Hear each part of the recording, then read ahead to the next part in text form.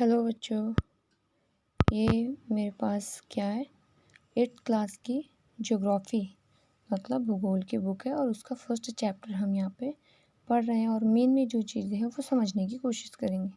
जैसा कि आप देख सकते हैं, ये मैंने थोड़ा हाईलाइट कर दिया है ताकि आप लोग अच्छे से इस चीज़ को समझ पाएँ। सबसे पहले जो चैप्टर का नेम है वो क्या है, रिसोर्सेस। रिसोर्सेस मीन्स संसाधन। सबसे पहला क्वेश्चन तो यही अराइज होता है कि व्हाट इज़ अ रिसोर्सेस। तो जैसा कि आप ये हाईलाइट में देख सकते हैं, व्हाट इज़ द रिसोर्सेज। यहाँ पे बुक की तरफ से भी क्वेश्चन दिया हुआ है कि व्हाट इज़ द रिसोर्स। तो जैसा कि आप डबल कोटेशन के अंदर जो दे रखा है वही एग्जैक्ट मीनिंग है रिसोर्सेज का। Anythings that can be used to satisfy a need is a resource. मतलब कोई भी चीज़, हाँ, किसी भी चीज़ मतलब कोई भी चीज़, ऐसी चीज़ जो हमारी ज़रूरतों को पूरा करे। किसी भी ज़रूरत को पूरा करने वाली जो चीज़ है वो रिसोर्स है।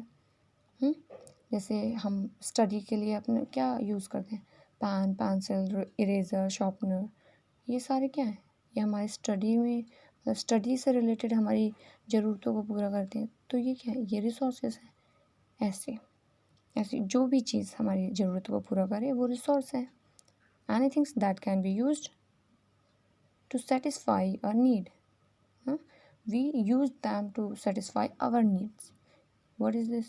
This is a resource.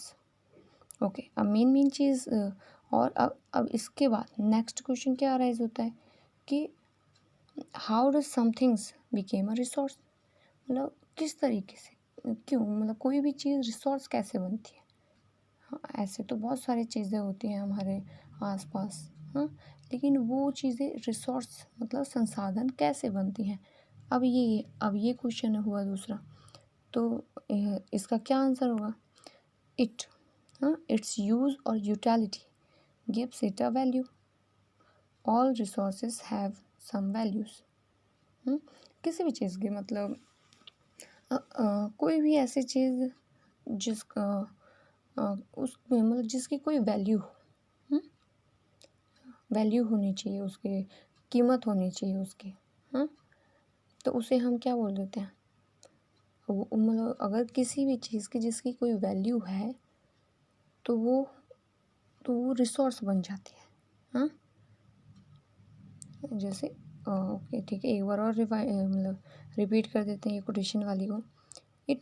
It's use उसका उपयोग और यूटिलिटी वही उपयोग, यूटिलिटी का मीन्स भी यूज़ ही होता है। गिव्स इट अ वैल्यू, हम मतलब किस पर्पस के लिए और किस तरीके से यूज़ करते हैं उसको, वो उसको क्या देता है, वैल्यू देता है। और वो वैल्यू ही क्या होती है, मतलब वैल्यू ही उस मतलब किसी भी प्रोडक्ट की जो वैल्यू है वो उसे रिसोर्स में कन्वर्ट करते हैं।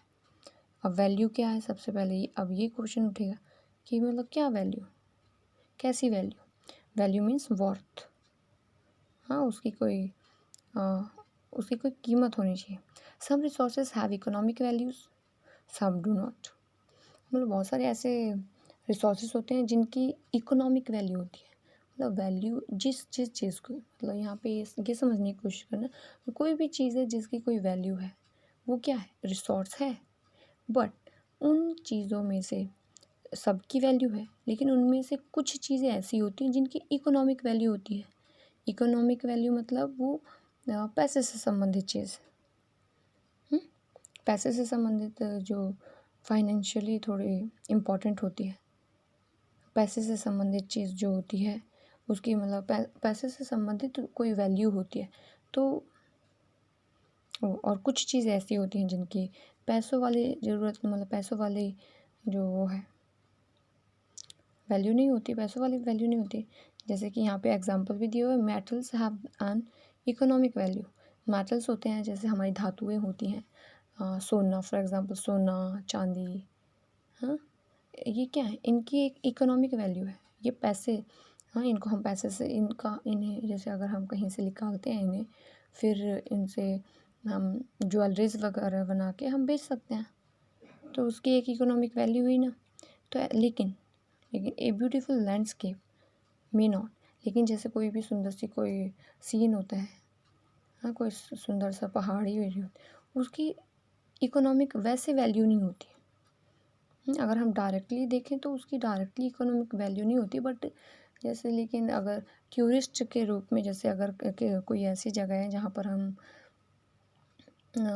पे हम कोई क्या कर लें, जहाँ पे उसकी टिकट ले, तब वो इकोनॉमिक वैल्यू दे रहा है।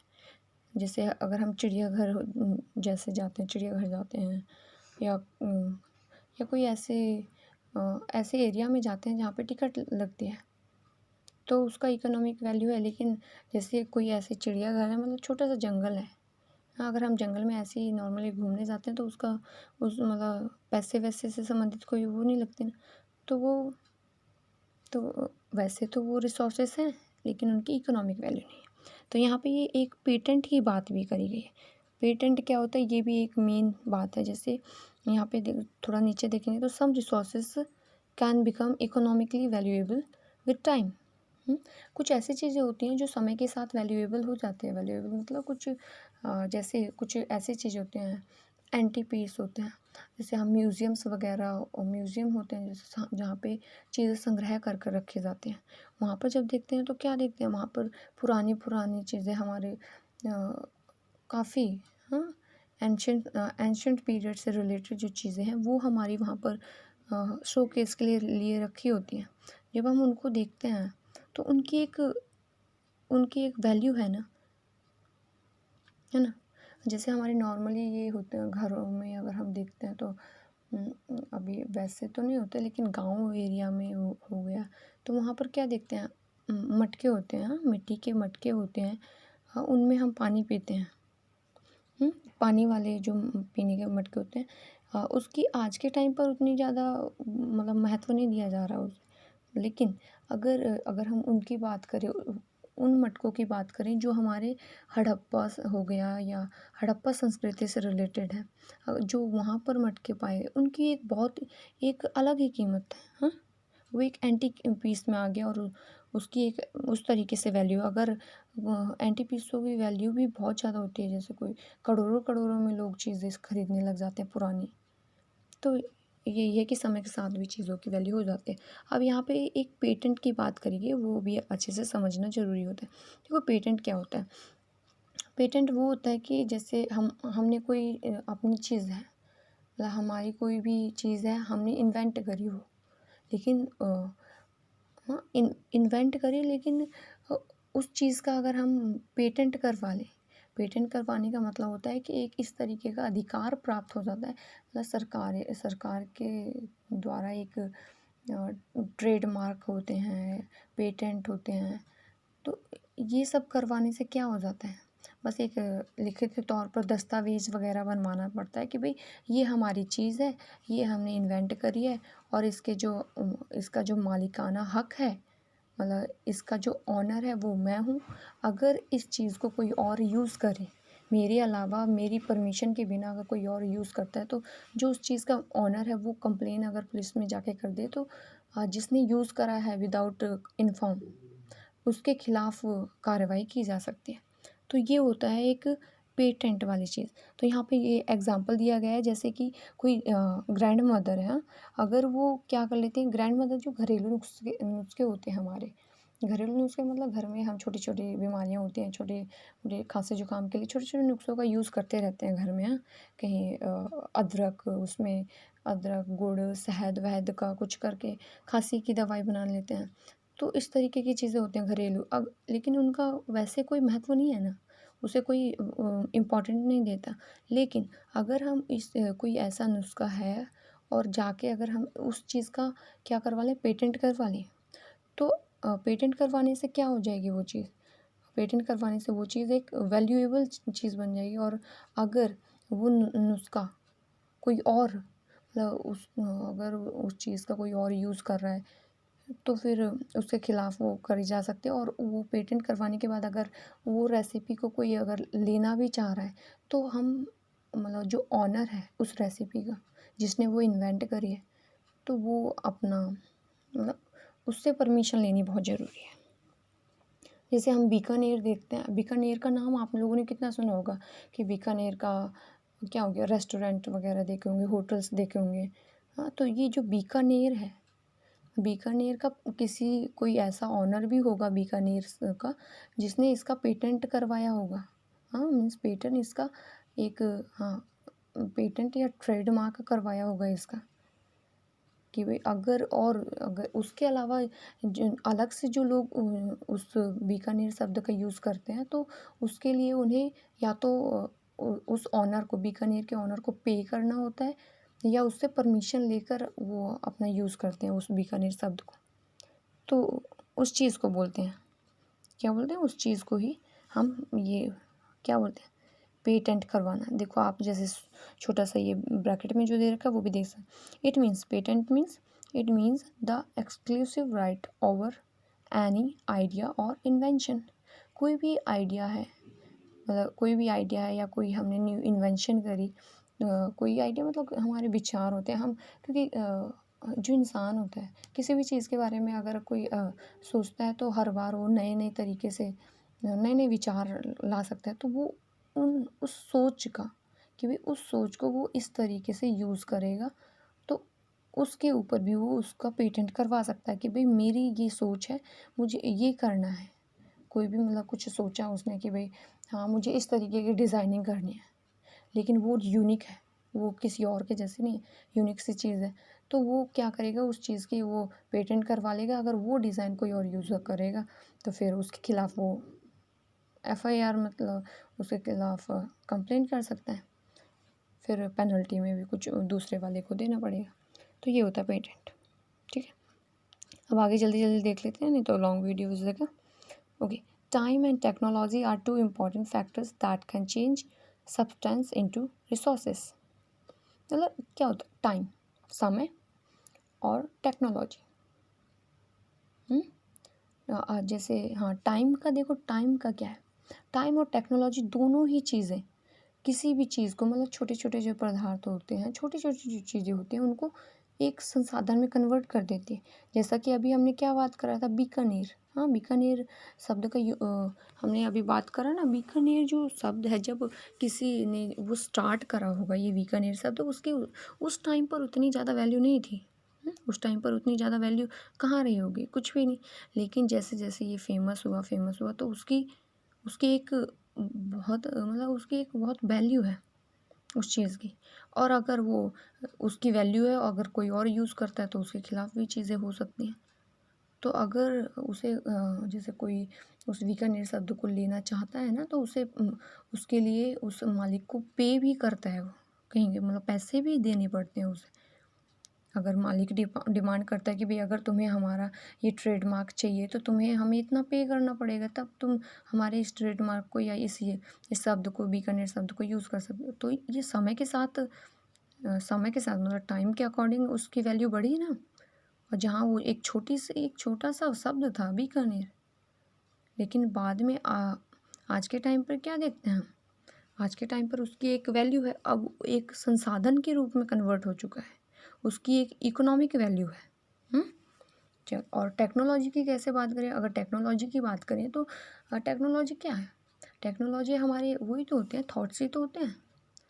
हाँ, क्या होते हैं, थॉट्स ही होते हैं। किसी भी चीज़ को नए तरीके से करने के लिए हम कोई भी काम करते हैं, उसको अच्छे से करने के लिए, नए नए तरीके से करने के लिए हम टेक्नोलॉजी का यूज़ करते हैं। टेक्नोलॉजी कुछ भी नहीं है।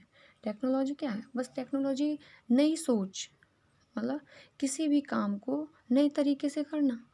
भाई उसको करने के लिए नए नए विचार, मतलब नए नए आइडिया इन्वेंट करना, नए नए डिस्कवरीज करना, ताकि उसको और इजी बनाया जा सकते, वो टेक्नोलॉजी है। जैसे कि अगर हम लाइट्स की बात करें, लाइट क्या थी हमारी, पहले के टाइम पर क्या वो होते थे, दिए होते थे, लालटेन्स होती थी।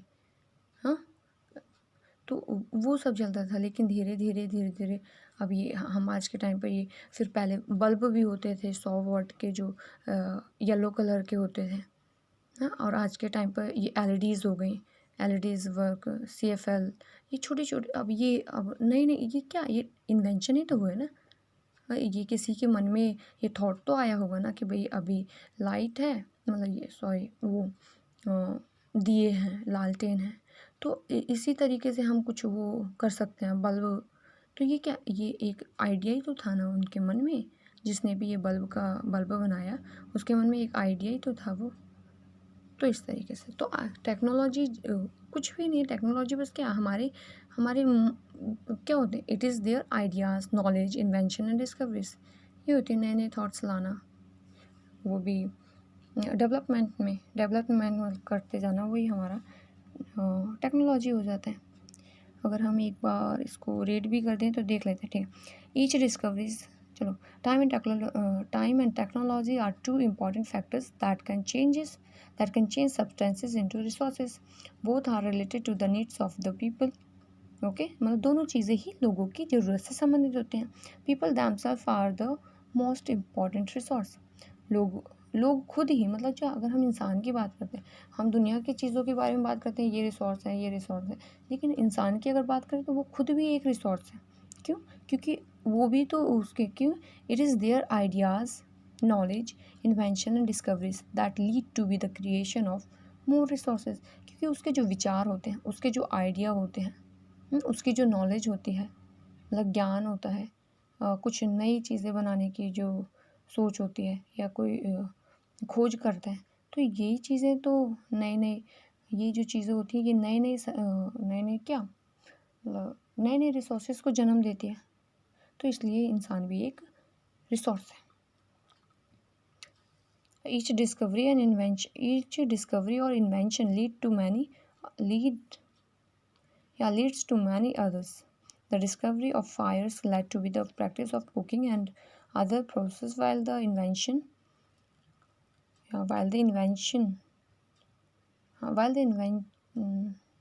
where it is yeah while the inventions of the wheel ultimately resulted in development of newer model. मतलब यही तो हुआ ना पहले के टाइम पे, वही जैसे अभी मैंने लाइट का एग्जांपल दिया था, वही थोड़ा सा लिखा हुआ है इसमें। और अगर हम व्हील की बात करें, व्हील की बात मतलब पहिए की, जो हमारे वो होते हैं ना, मतलब जो पहियों की जो गाड़ी होती है, तांगा वगैरह हो गया या बग्गी हो गया, हाँ बग्गी जिसमें बारात निकलती है, दूल्हे बैठते हैं, तो वो आप लोगों ने देखी होगी।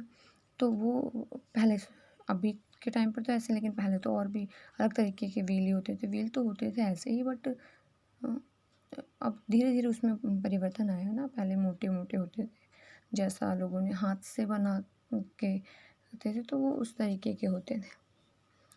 हाँ, तो यहाँ पर यही कहा है कि भाई पहले पहिया होता था, फिर धीरे धीरे उन्होंने उसी पहिए को देखते हुए, उस व्हील को देखते हुए इन्होंने ट्रैक्टर, साइकिल, आज के टाइम पे कितने सारे हम ट्रांसपोर्ट देखते हैं। तो ये क्या है, एक टेक्नोलॉजी का विकास, मतलब सोच का ही विकास हुआ ना, सोच बढ़ी।